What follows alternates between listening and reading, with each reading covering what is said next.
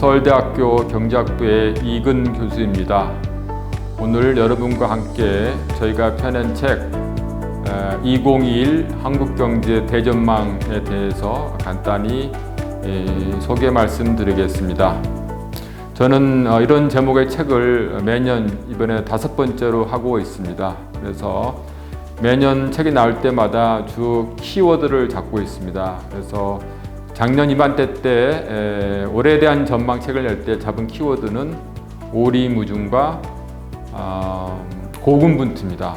오리무중이란 말은 오리에 걸쳐서 안개에 껴있다는 뜻인데 이것이 표현하는 바는 당시 이 미중 간의 패권 경쟁이 심화되고 또 일본이 한국에 대해서 핵심 부품에 대해서 수출 규제를 하는 그런 상황이 어떻게 풀릴지 어렵다는 그런 불확실성을 표현하는 말이었습니다.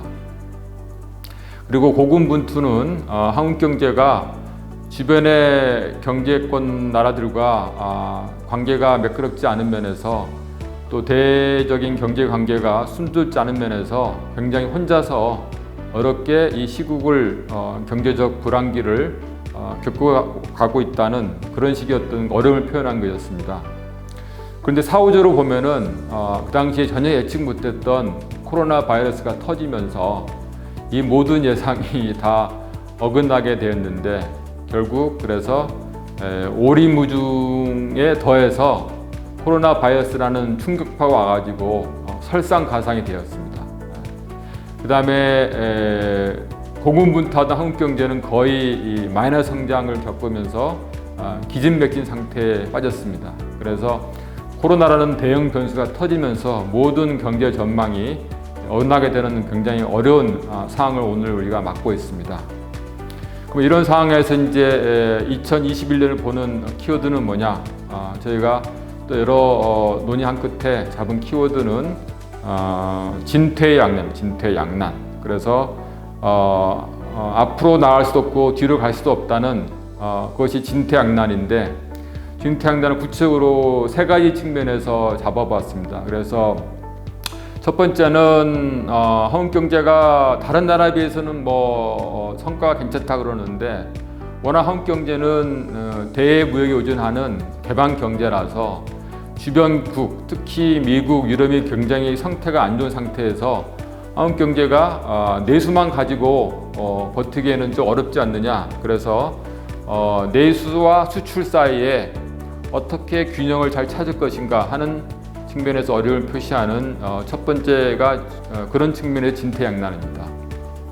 그리고 두 번째 진퇴양난은 미중 간의 패권 갈등이 계속 진행되고 있는데 미국이 강력하게 한국으로 하여금 중국 편에 쓰지 말고 미국 편에 쓰라는 메시지를 주고 있는데 미국 편에 선뜻 손을 들어주기도 그렇고 또 거대한 경제권으로 부상하고 있는 중국을 무시할 수도 없다는 미중 사이에 어려움을 겪고 있는 그런 진퇴양난이 두 번째입니다. 그 다음에 세 번째 진퇴양난은 국가 역할인데 이제 코로나 이후로 정부 역할이 커지고 있는데 이런 불황기에 각종 그 정부의 역할, 지원금, 보조금이 등장하게 되고 그럴 수밖에 없는 부분이 있지만은 또 이걸 무작정 마음껏 쓰다가는 국가 채무가 증가하고 정부의 부채가 늘어나는 단기적으로 새로운 리스크 요인을 가져온다는 측면에서 너무 많이 쓰기도 그렇고 또 안 쓰기도 그렇다는 면에서 그걸 표현하는 것이 또 세 번째 진퇴양난이 되겠습니다. 네. 그래서 이 3가지 진퇴양난을 어떻게 우리나라 경제가 힘을 합쳐서 잘 적절한 균형을 가지고 극복해 나갈 것인가가 2021년 한국 경제를 결정 지으는 가장 중요한 화두 내지 변수가 되겠습니다. 그런 3가지 진퇴양난에 이어서 저희가 이 책에 잡은 3가지 큰 도도한 흐름이 있습니다. 첫 번째 흐름은 정부 역할이 중대됐다는 것이고, 그죠? 그다음에 두 번째 흐름은 탈세계화입니다. 네. 그리고 세 번째 흐름은 디지털 전환, 디지털화가 되겠습니다. 그래서 이 세계의 흐름 속에서 우리가 어떻게 이 흐름을 잘 타서 이 난관을 극복하냐가 가장 큰 우리의 과제가 되겠습니다. 그래서 디지털화라는 것은 이미 시작된 상황인데 코로나 바이러스 이후에 이것이 굉장히 급격하게 동력을 받으면서 한국 사회에 큰 변화를 가져오는 것이고, 여러분 이미 코로나와 같이 1년 넘게 살면서 생활이 많이 바뀌었을 겁니다. 그래서 결국 비대면 생활화, 수업도 비대면이고 기업도 재택근무, 이런 것들이 이제 크게 봐서 디지털화인데요. 그래서 저희 책에서는 이런 측면을 가장 중요하게 다뤄가지고 책의 일부에서 코로나 이후에 우리의 삶과 경제 생활의 변화가 어떻게 바뀌고 있는가를 다루고 있습니다. 그리고 여기서 주목하는 바는 새로운 세대, MZ 세대의 출현인데요. 이 세대란 것은 80년대에 출현한 밀레니엄 세대와 95년 이후에 출현한 Z세대를 합쳐가지고 MZ 세대인데, 이 사람들의 비중이 전체 인구에서 34%에 달하고 기업 구성으로 보면은 60%에 달합니다. 그래서 이 새로운 세대가 등장하면서 이 세대들은 코로나에도 불구하고 계속 비대면 방식으로서 소비 활동을 지속하여서 새로운 주 소비층으로 등장했단 말이죠. 그리고 이들이 일하는 방식은 재택근무에 이어서 다양한 원격 근무, 그리고 유연 근무를 넘어서 스마트 워크로 진화할 것으로 지금 예상되고 있습니다. 그래서 이런 식으로 앞으로의 어떤 직장 생활이 스마트 워크로 진화한다는 그런 내용을 책의 일부에서 담고 있습니다. 그래서 두 번째 큰 흐름, 트렌드는 탈세계화 또는 세계화의 퇴조입니다. 그래서 이거는 구체적으로 2008년 월가발, 미국발 금융위기에 따라서 금융의 세계화가 좀 멈칫하는 첫 번째 탈세계화가 왔고, 그 다음에 그 10년 뒤에 2018년부터 미중 갈등이 심화되면서 각국이 보호무역주의로 가는 무역의 탈세계가 시작됐고, 그다음에 마지막으로 이번에 이제 코로나가 터지면서 결정적으로 생산 자체도 각 나라 중심으로 돌아가는 생산 방식의 탈세계가 시작된다는 면에서 세계화의 차원 흐름에 합쳐지면서 그동안의 도도한 흐름인 세계화가 급정지되지는 큰 후퇴를 맞고 있는 그런 상황이 되겠습니다. 그래서 가장 중요하게는 아까 말한 진퇴양난의 하나인 미중 간의 어떤 갈등 속에 한국의 위치인데요. 이것이 앞으로 한국 경제를 굉장히 어렵게 하는 요인인데, 큰 방향은 탈세계에 따라서 리쇼어링 같이 해외에 나가 있던 한국 기업들이 좀 더 국내로 어떻게 들어오게 할 것인가 라는 면에서 글로벌 공급망, 글로벌 밸류체인 GBC의 변화가 화두가 되겠고, 또 미중 사이 한국의 입장은 결국은 적절한 밸런스인데요. 이때 원칙 없이 왔다 갔다 하면은 굉장히 더 어렵고, 한국이 취할 좋은 방향인 것은 한국이 추구하는 가치와 원칙을 정립하고 여기에 따라서 행동하는 거예요. 가령 한국이 잘하는 가치 성과란 것은 민주주의, 그 다음에 다자주의, 개방주의, 시장주의, 인권, 이런 것들인데, 한국은 이런 가치들을 중시하는 나라라고 선포하고, 우리의 대내외 경제정책, 외교정책은 이런 원칙에 따라 한다, 이런 식으로 원칙을 정하는 것이 미중 사이에서 원칙 없이 왔다 갔다 하다가 괜히 얻어맞는 것보다는 낫다라는 것이죠. 그래서 가령 다자주의라면은 한국은 양 강대국 간의 1대1 이런 어떤 변칙적인 어떤 국제 질서보다는 여러 나라가 동등한 보이스를 가지고 다자간 협력에 의해서 크게 봐서 자유무역을 징수하는 그런 다자 무역주의를 중시한다는 것이죠. 그래서 기존의 국제 기구인 WTO라든가 또는 UN 이런 기구들이 더 활발하게 되는 것이 한국을 지지한다, 이런 식으로 한다는 것이고, 어떤 특정 강대국에 의한 인위적인 어떤 질서 개편을 반대한다는 것이 한국의 원칙이 되겠습니다. 그래서 이런 원칙을 좀 더 가깝게 중시하고 여기에 따르는 나라군이 바로 유럽입니다. 그리고 동남아도 좀 그렇고, 그래서 이런 나라들과 힘을 합쳐가지고 같은 보이스를 내면서 양 강대국의 어떤 변칙적인 어떤 갈등을 다자주의 원칙하에서 좀 조절하고 독립적인 몫을 내고자 하는 이런 식의 어떤 그 처신이 한국한테 적절하지 않나 이런 식의 얘기를 이제 저희가 2부에서 하고 있습니다. 세 번째 큰 흐름은 정부 역할의 증대입니다. 그래서 코로나 이후로 여러 나라 경제가 다 어려워지면서 정부가 좀 더 큰 역할을 하게 되는 것이 자연스럽게 등장한 현상을 할 수 있겠습니다. 그래서 전통적으로 정부의 경제정책의 기구는 둘인데 하나는 돈을 푸는 금융정책이고 또 하나는 정부의 재정, 예산을 푸는 재정정책인데 이미 여러 나라에서 이자율이 낮기 때문에 돈을 더 푸는 정책은 이미 효과가 좀 덜하고 결국은 정부 예산을 직접 풀어가지고 민간의 활동을 북돋아주는 그런 식의 재정책이 이제 다 등장했는데 이것의 어떤 그 한계란 것은 제약점은 너무 과도하게 이쪽에 치우치다 보면은 국가의 채무가 늘어나고 정부의 재정 적자가 늘어난다는 얘기죠. 그래서 불안계에는 정부가 적자를 감수하고 돈을 푸는 것은 다 뭐 인정하는 바인데 어떻게 하면 그 규율로서 너무 과도하게 국가 채무가 늘어나지 않게 하는 것을 담보할 것인가가 이제 중장기적인 과제가 되겠습니다. 그래서 한국도 이 면에서 이제 큰 도전을 받고 있는데 그래서 여러분 이제 많이 얘기되듯이 우리나라 국가 채무 비율이 지금 이제 44%를 넘어서고 있는데 이 비율이 적정하냐, 좀 위험하지 않냐 이런 식의 논의가 많이 나오고 있습니다. 그래서 아직은 이 비율이 한국이 상대적으로는 낮은데 지금 추세로 보면은 이제 2030년까지 거의 뭐 80%, 90%까지 될 수 있다는 면에서 그 수준이 된다면은 상당히 이제 우려되는 수준이기 때문에 여기에 대해서 이제 경제학자들과 정부 간에 이제 많은 논의가 있었습니다. 그래서 너무 이미 과도하다라는 측면이 있고 또 다른 측면에서는 괜찮다, 상대적으로 다른 나라에 비해서 이런 논의가 있는데 좀 보면은 비율 자체는 현재 이제 아직은 뭐 40% 초반이 괜찮은 것 같은데 이 비율이 증가하는 속도가 굉장히 빠르다는 것이 이제 우리 경제학자들이 좀 우려하는 바입니다.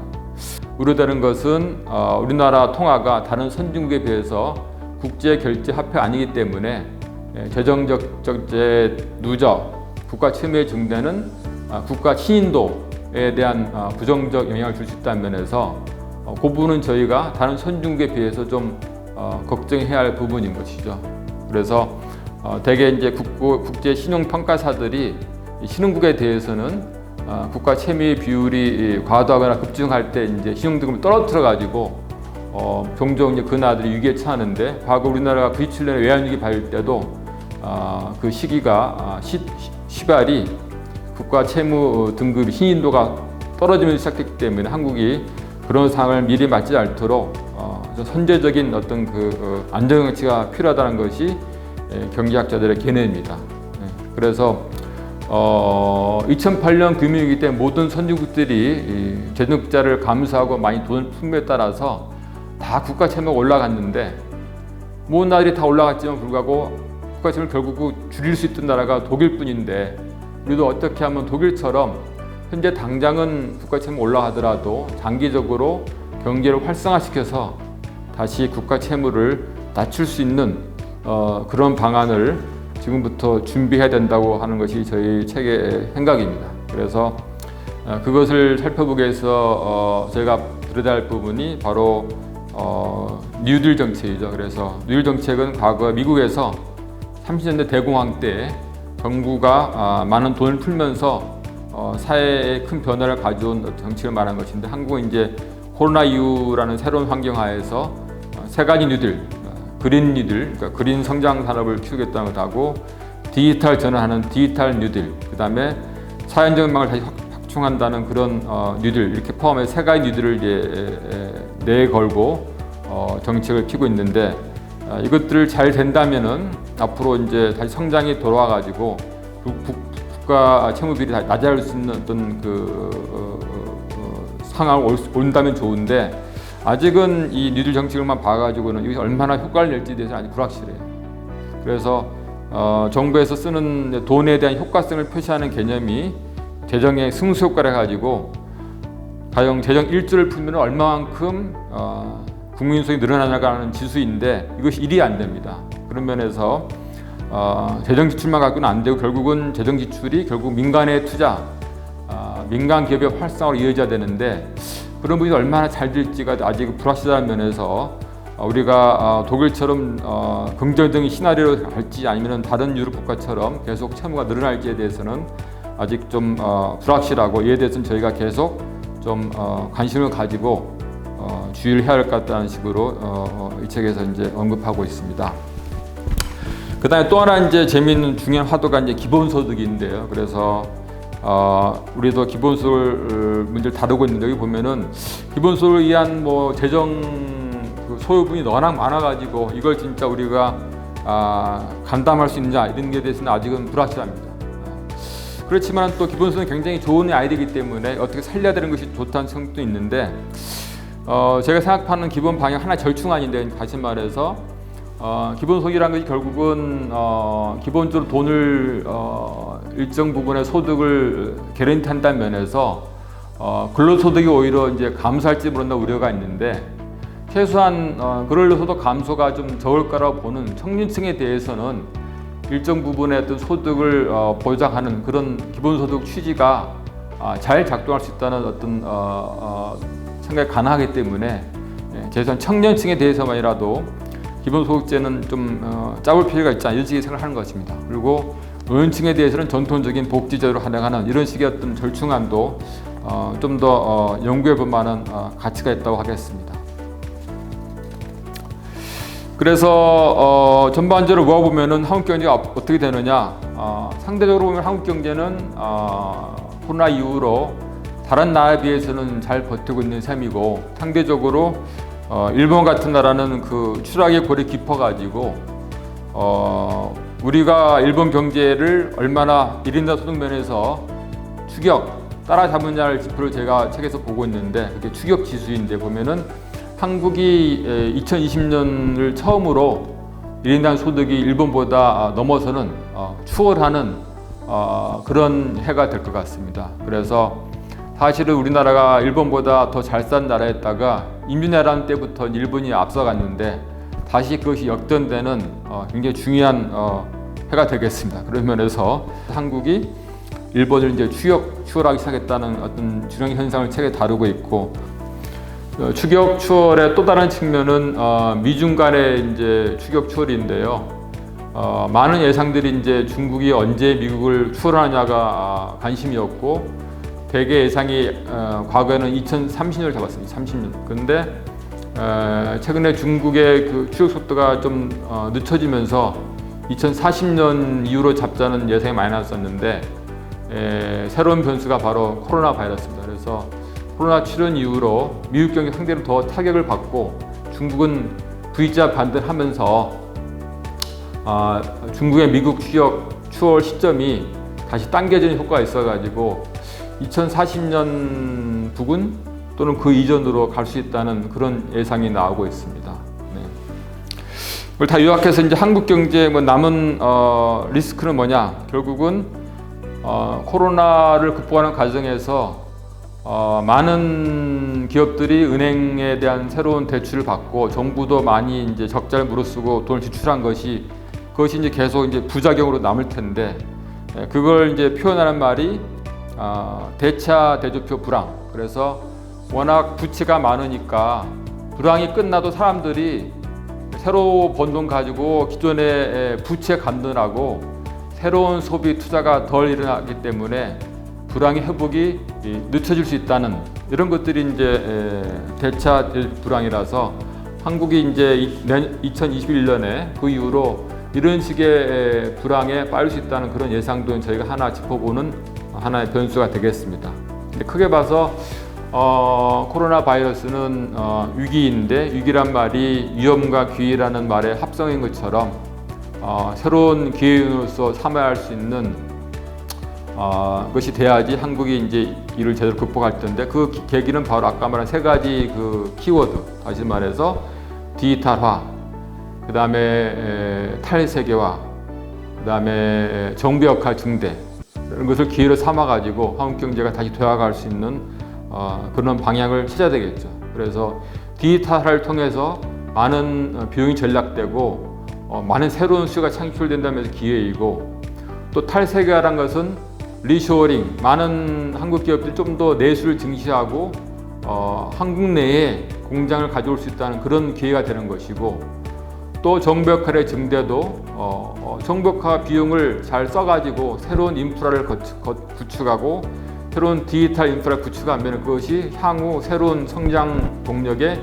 기반이 된다는 면에서 그런 방향으로 가면 한국 경제가 다시 한 번 더 건실한 성장할 수 있는 그런 계기가 될 수 있다고 생각합니다. 요약하면은 저희 전망책에서는 한국 경제가 맡고 있는 세 가지 진퇴양난을 언급했고, 또 세 가지 큰 흐름을 살펴봤습니다. 그래서 크게 봐서 진퇴양난 속의 한국 경제, 기업, 경제인, 개별인들이 이 책을 통해서 진퇴양난을 극복할 수 있는 좋은 지혜와 힌트를 얻을 수 있으면 하는 것이 이 책을 쓴 집필자들의 큰 바람과 희망이 되겠습니다.